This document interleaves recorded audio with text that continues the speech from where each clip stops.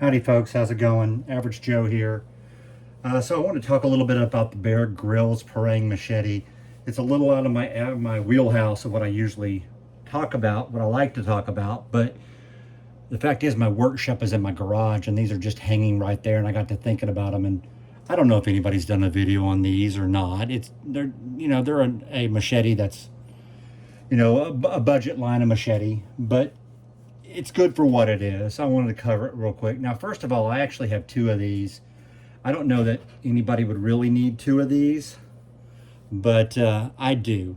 I have two. The reason behind that was that I bought one myself, and then I ended up getting one as a Christmas gift from my mom. Now, this was a good long while ago, so I don't know exactly how old these are. I'm going to say the 13, 14-year-old range. So you'll see, first of all, I brought the model number up for you there.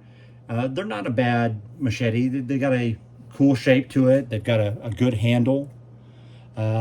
It's hard rubber. I remember providing a really good grip the few times that I have used this, which was mainly to clear brush around a feeder or a deer blind. I think I remember doing it like kind of around an area at the back of my old house before we moved. However, I do remember also, if it's hot outside, this gets real loose, which lanyard would be good in that case, so it just doesn't go flying out of your hand.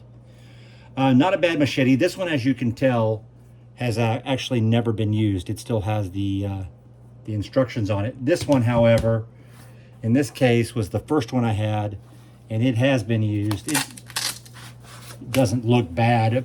That was a little instruction package that fell out. Still doesn't look bad. Still in good shape. A few dings on it and such. The sheath itself. So I got two of them here. I'm going to show you both of them.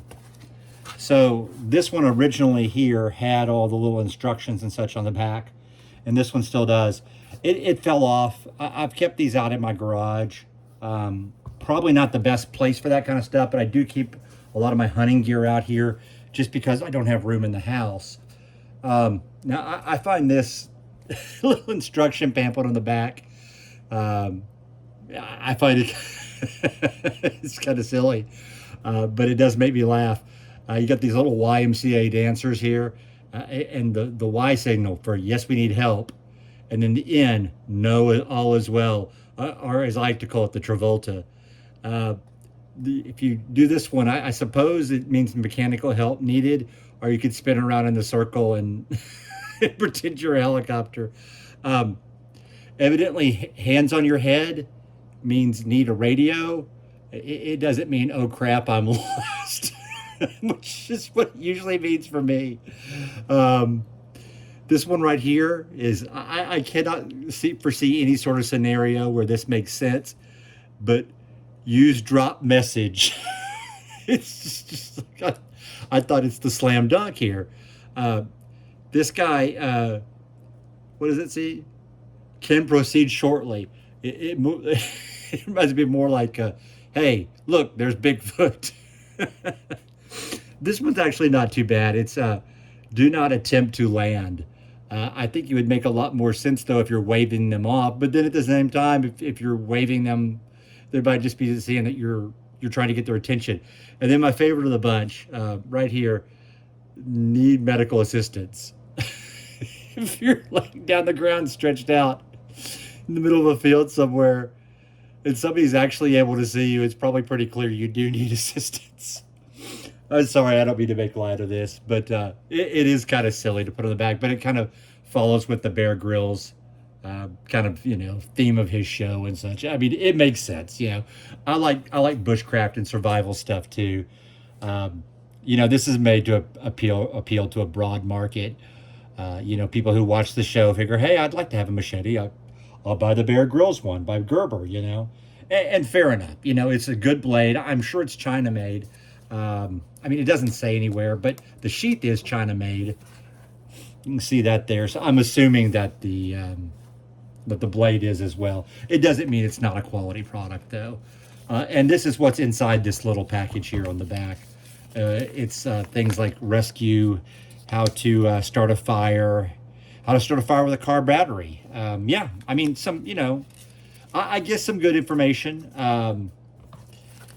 I don't know how helpful it is in this particular this little pantomime puppet show that they going on here. I'm not for sure how helpful that is, but I suppose that if you are one of the village people and you're in need of rescue, you could refer to this.